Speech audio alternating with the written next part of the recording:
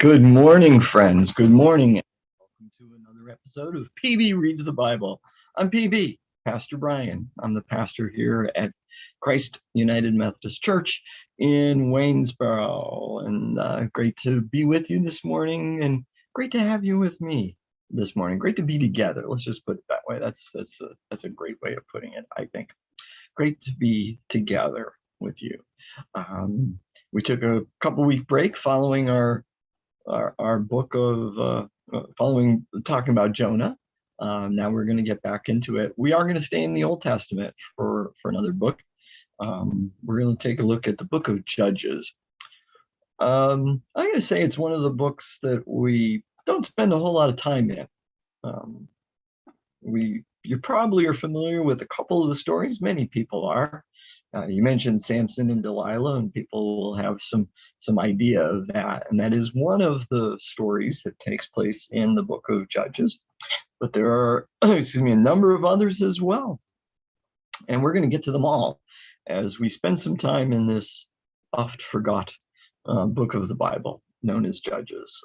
This is the 11th book of the Bible that we've gone through. 3, 4, 5, 6, 7, 8, 9, 10. Yes, we have completed 10 books of the Bible. 5 in the Old Testament, 5 in the New. And today we're starting book number 11, 6th book of the Old Testament that we've looked at. So, excuse me one moment. I was hearing noise coming from the side. I didn't like hearing myself, so I had to shut off that speaker. But go ahead and check in. I see some folks are already doing that. If you're joining us for the first time, I just like to know who it is that's watching. I see a number. Facebook gives me a number. YouTube gives me a number, but I like to know who it actually is. I can only kind of follow that on Facebook. I don't have that many screens. I can't watch it on everything at once. But I'd just like to know. So say good morning, hello, whatever. And I see a bunch of them have popped up. Yes, good morning, Cheryl. To be back at prayers for his mother, Ruth. Oh, okay. Prayers for Ruth. Prayers for Ruth. 6:15, Cindy. Cheryl, I'm not quite sure what you're asking there, so we'll talk. Good morning, Marcia. Good morning, Maureen. Good morning, John and Cindy. Have to cut out early and finish up with you later. Welcome back. Oh, okay. So that message was for Cindy. Gotcha. All right. For tonight. Okay. I'm with you now. I'm with you now, folks. And it's perfectly all right if you do have to cut out early. And so folks joining us just for the first time, welcome. Great to have you with us. I know some of the folks that have checked in are regulars, so to speak, and they've been following right along since December 1st of 2020. And others have popped in from time to time over the course of that time. Good morning, Marilyn. Whatever, either way, it's wonderful. And if you're joining us for the first time, that's wonderful. These messages, these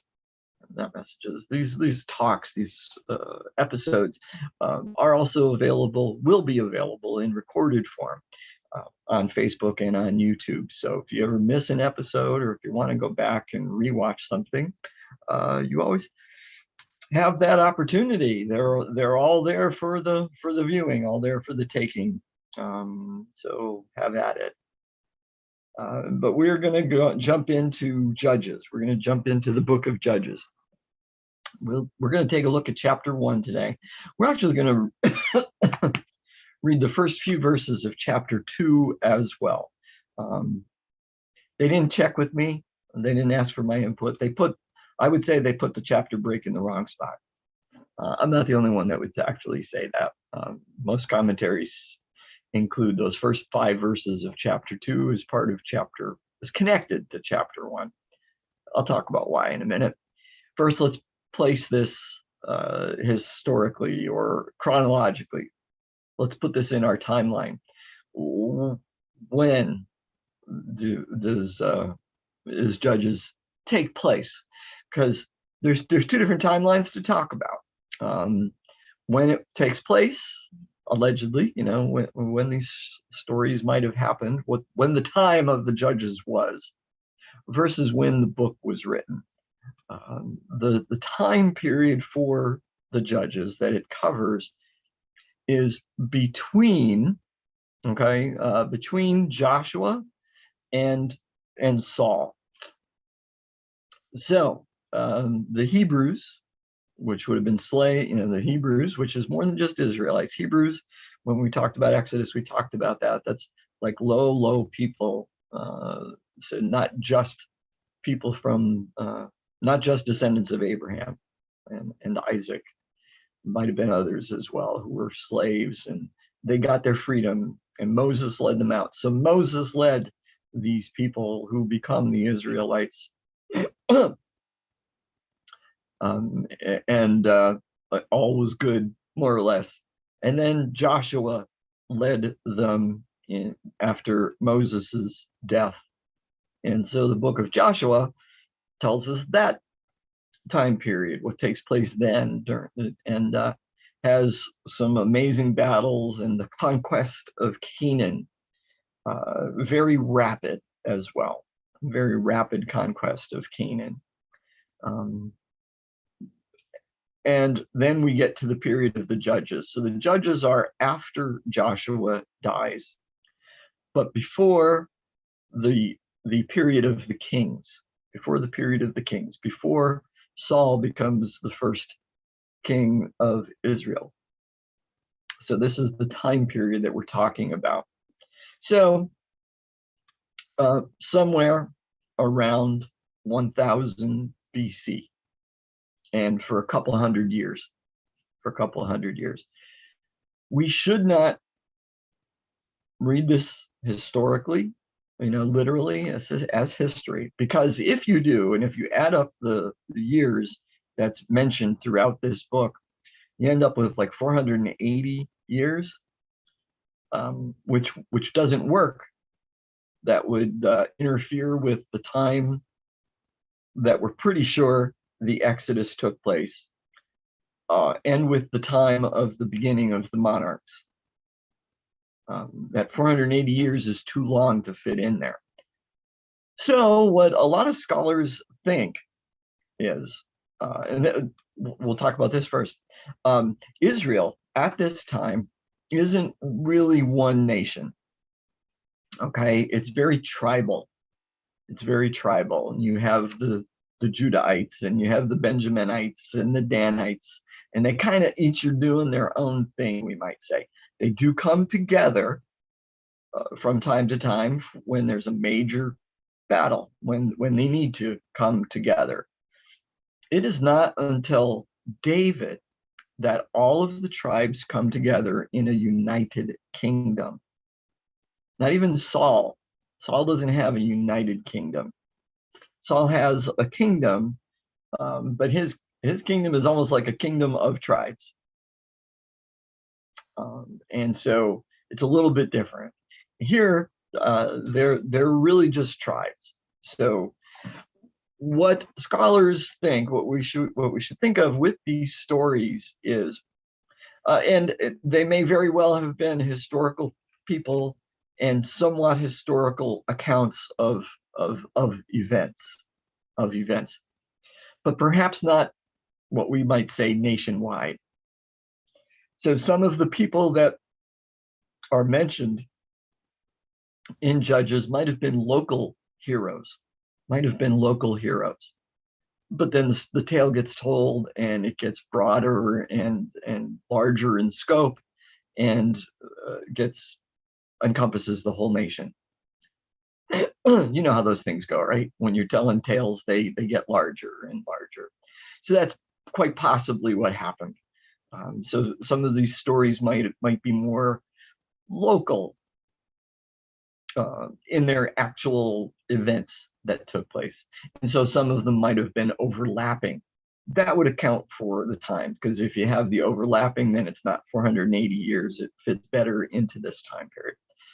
Now, the final document that we have, the book of Judges, would have been written over a number of years, probably even a couple centuries, perhaps, with the final the final one that we have in front of us, maybe not being done until 500 or 400 BCE. Might not have been done until then, or even later. We don't know.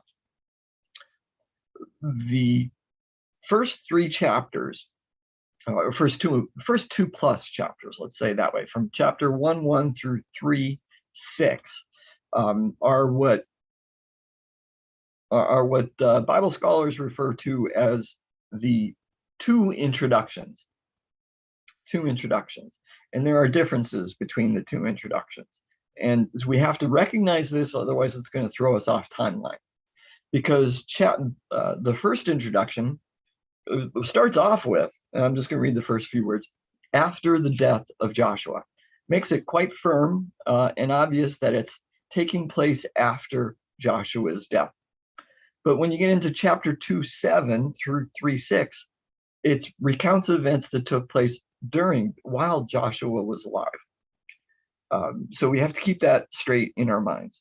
But both are for the point of introducing the longer narrative, the rest of the book, and to help shape our understanding of what it's about and what the point is.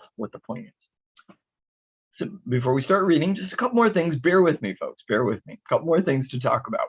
First is that word judges. Because when we hear the word judges, when we use the word judges, oops, sorry, I guess I didn't click that. To John and Cindy.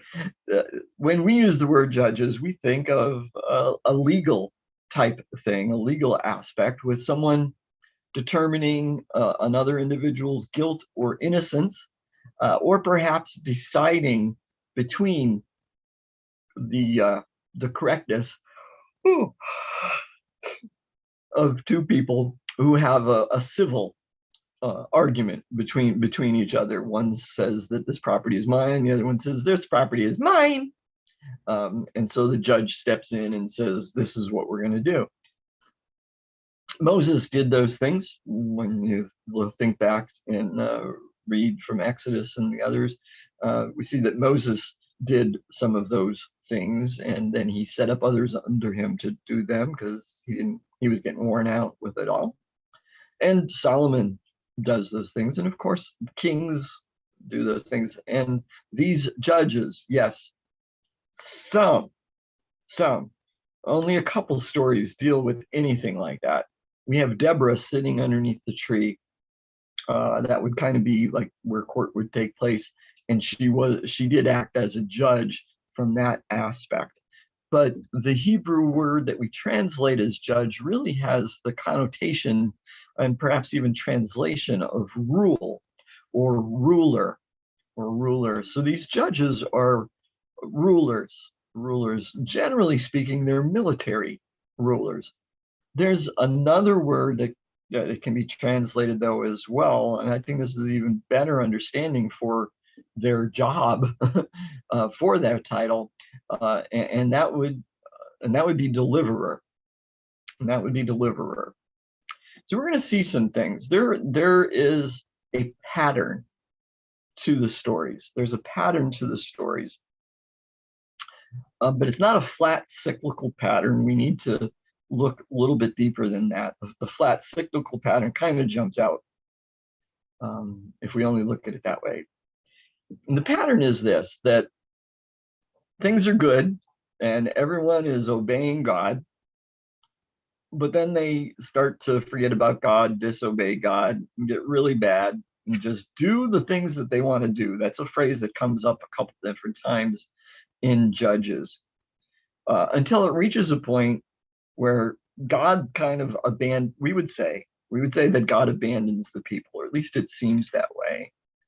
And judges will even say that God sends an enemy to confront them. So things go really bad for them until they reach the lowest point.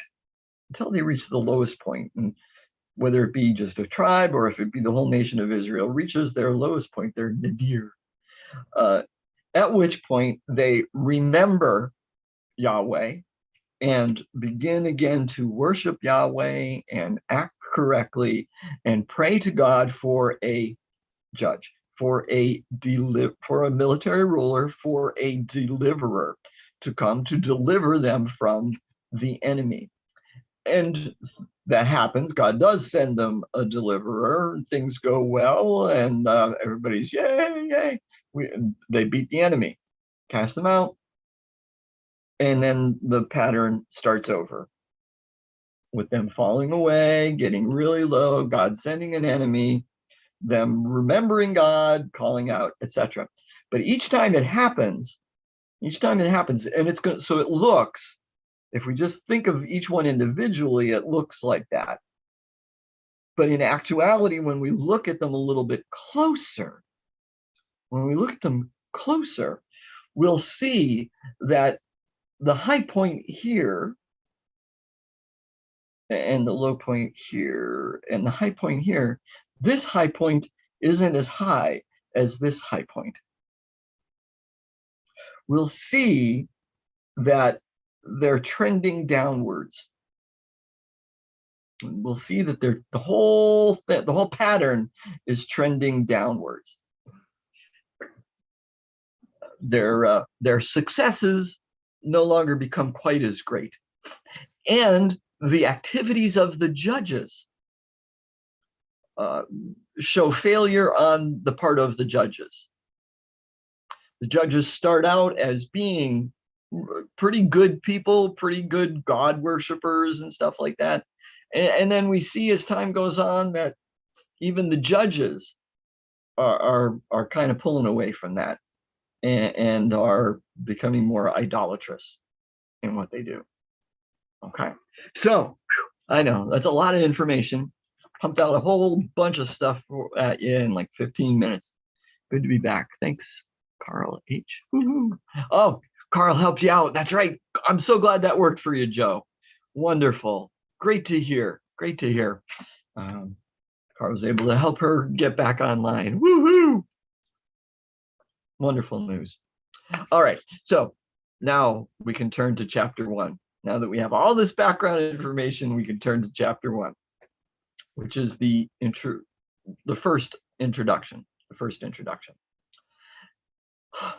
After the death of Joshua, the Israelites inquired of Yahweh, who shall go up first for us against the Canaanites to fight against them? Yahweh said, Judah shall go up.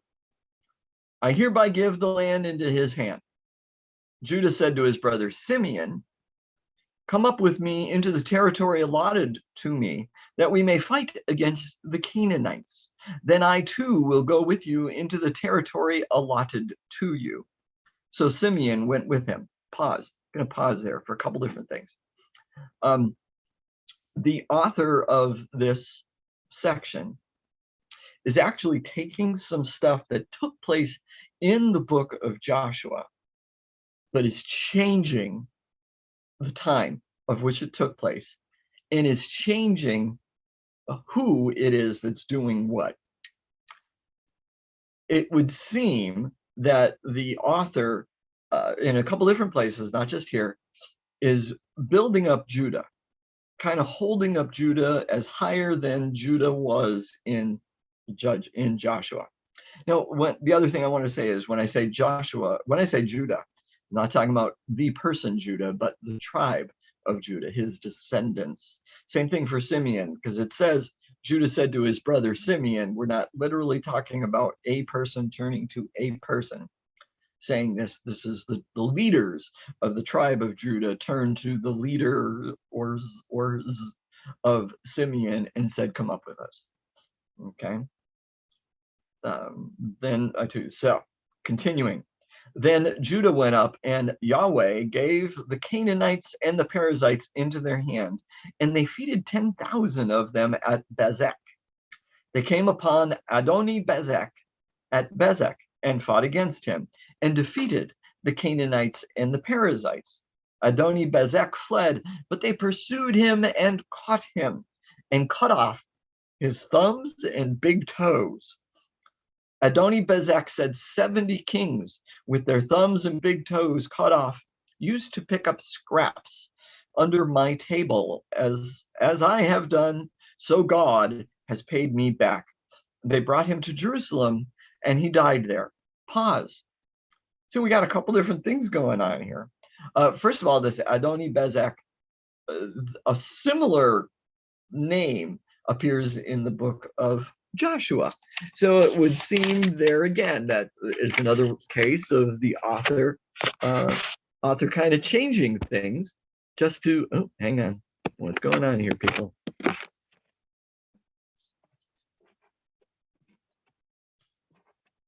we go. Sorry about that. Little trick somebody mentioned to me, I just read about or heard about the other day, because doing Zoom, doing this kind of thing, have the tendency to look down. I'm kind of looking at myself when I should just be looking up at the camera. Somebody said what they do is they take a Post-it note and cover up their face, so it helps cut down on the desire or the urge to look down and look up. So we're going to give that a try. Anyway, where was I? Oh, so the author may again have been stealing from Joshua and twisting it, changing it a little bit to give it this new thing. We don't know. A couple of the important things here. Yes, it's pretty graphic. Cut off his, was it his thumbs and his big toes? Apparently, that's what they did with captured kings in the time, according to historians, archaeologists, and all that kind of stuff. It was a common practice in the Mid East, Near East, whatever you want to call it, at the time. And this Adoni-Bezek even says, hey, I did it to 70 different kings that he conquered, that he beat. Because remember, kings aren't really full nations, it's more like cities or city-states. Think Italy in the Middle Ages with all those different city-states. So he had done it to 70 different kings. So he says, oh, it's only right that it happens to me. In addition to being at least somewhat debilitating, and kind of hard to do things without your thumb, without your opposable thumb. And the big toes are important to help with balance, and then it's the visual thing. Other people will see that and they'll recognize it. But notice that this foreign king, this Canaanite, or whatever he might have been, parasite, whatever, he recognized God's action. So to an extent, he is better than many of the Israelites are going to become, because he's recognizing God's action and God's justice, and the fact that God's you can't just do whatever you want to do without the idea of this God's moral code coming in to question you. So he says it's only right, and he died there in Jerusalem. Then the people of Judah fought against Jerusalem and took it. They put it to the sword and set the city on fire. Afterward, the people of Judah went down to fight against the Canaanites who lived in the hill country, in the Negeb, and in the lowland. Judah went against the Canaanites who lived in Hebron. The name of Hebron was formerly Kiriath Arba, and they defeated Sheshai and Ahiman and Talmai. Pause. There's another case where the author changed something from Joshua, because in Joshua, Caleb, if you remember Caleb from the story of Exodus, and if not, that's okay. He was one of the 2 spies that Moses had sent in to scout out Canaan. There were 12 spies that got sent out, but only 2 came back and said, we should trust in God and do it. The others were too afraid, and everybody was afraid. And so they didn't go. And then when they tried to go, God said, nope, you're going to lose. So if you remember that. But Caleb was the one who was one of the ones who had said, along with Joshua, said we should trust God. So in Joshua's version of this story, Caleb is the one who leads the fight to conquer Hebron. So it's interesting. I think it's Caleb. From there, they went against the inhabitants of Debir. The name of Debir was formerly Kiriath Sefer. Then Caleb said, whoever attacks Kiriath Sephir and takes it, I will give him my daughter Aksa, as wife. And Othniel, son of Kenaz, Caleb's younger brother, took it, and he gave him his daughter Aksa as wife. When she came to him, she urged him to ask her father for a field. As she dismounted from her donkey, Caleb said to her, "What do you wish?" She said to him, "Give me a present. Since you have set me in the land of the Negeb, give me also Gulath Mayim." So Caleb gave her upper Gulath and lower Gulath. Pause, because this is pretty wild. This is great stuff. The book of Judges has more women in it, named women, important characters, than I think any of the other books of the Bible. If not, it's darn close. I mean, it's only 21 chapters, and I think there's 17 different women characters in it. So here we have one of the first ones. She's named. She does some brave and amazing and bold things. She gets down off her donkey to speak to her father and to request more than he was going to be given her. Why? What's going on? Well, he was giving her this land, but that land really didn't have any water. So she wanted water. So she said, give me this Golath Mayim, which is basins of water, springs of water, something like that. So he gives her not just one, but two, the upper Gulath, upper spring, and lower spring. So he's giving her two pieces of land that would be quite valuable. And keep the idea of her coming off her donkey in the back of your mind. Let's not forget that, because there's sort of a counterpoint later in the book, like chapter 17 or something, I forget. Okay, sort of a counterpoint. Continuing. Oh, and there's confusion. Your translation might have said it a little bit differently than mine. Because mine, verse 13 says, and Othniel, son of Kenaz, Caleb's younger brother, took it. Of course, grammar doesn't really exist in the oldest of texts, and this could be read a couple different ways. So is Othniel Caleb's younger brother? Is Othniel Caleb's the son of Caleb's younger brother? That seems most likely. Or is he just a cousin be? We don't know. Most kind of lean towards the NRSV's translation, which has him being Othniel being Caleb's nephew. Either way, it's a little too close for comfort relation-wise. Continuing, the descendants of Hobab the Kenite, Moses' father-in-law, went up with the people of Judah from the city of palms into the wilderness of Judah, which lies in the Negeb near Arad. Pause. And it says, Hobab the Kenite, Moses' father-in-law. Moses' father-in-law, we don't really know what his name is because he's mentioned several different ways in various points in Scripture. In Exodus, I believe in Exodus, he's called both Jethro and Reuel. But he's also referred in Numbers or something as Hobab. So that can get confusing when we don't really know. So, but here they're referring to him as Hobab the Kenite, as Moses' father-in-law. And so his descendants then aren't real Israelites. They aren't a tribe of Israelites, these Kenites, but they are friendly.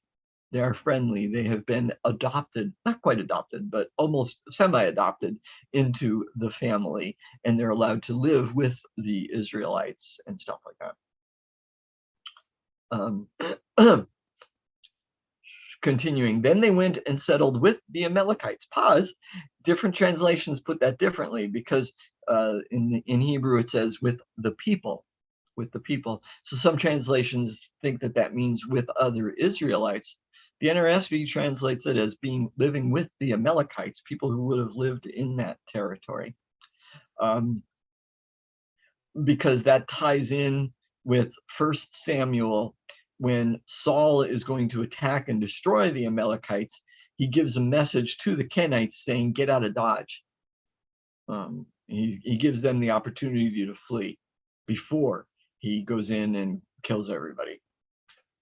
Okay, so continuing. Judah went with his brother Simeon, and they defeated the Canaanites who inhabited Zaphath and devoted it to destruction. So the city was called Hormah. Judah took Gaza with its territory, Ashkelon with its territory, and Ekron with its territory. Yahweh was with Judah, and he took possession of the hill country, but could not drive out the inhabitants of the plain, because they had chariots of iron. Hebron was given to Caleb, as Moses had said, and he drove out from it the 3 sons of Anak. But the Benjaminites did not drive out the Jebusites who lived in Jerusalem. So the Jebusites have lived in Jerusalem among the Benjaminites to this day. Pause. So what are we seeing? We're seeing in here that all these battles, and yes, Judah is being shown as victorious and winning, but we're also seeing that these victories aren't total and complete. They're able to drive people out of the mountains, but not out of the plains. We've got the case where in this case, they changed it to Benjaminites, because in Joshua, I think it's Judah, is unable to, the Benjaminites are unable to evict the Jebusites from Jerusalem. And so they're still there. Okay, so we're seeing that although they're victorious, they're not quite as victorious as they used to be. Continuing. The house of Joseph also went up against Bethel. And went up means to fight. Went up to fight. Went up against Bethel, and Yahweh was with them. The house of Joseph sent out spies to Bethel. The name of the city was formerly Luz. When the spies saw a man coming out of the city, they said to him, show us the way into the city, and we will deal kindly with you. So he showed them the way into the city, and they put the city to the sword, but they let the man and all his family go. So the man went to the land of the Hittites and built a city and named it Luz, and that is its name to this day. Manasseh did not drive out the inhabitants of Beth Shean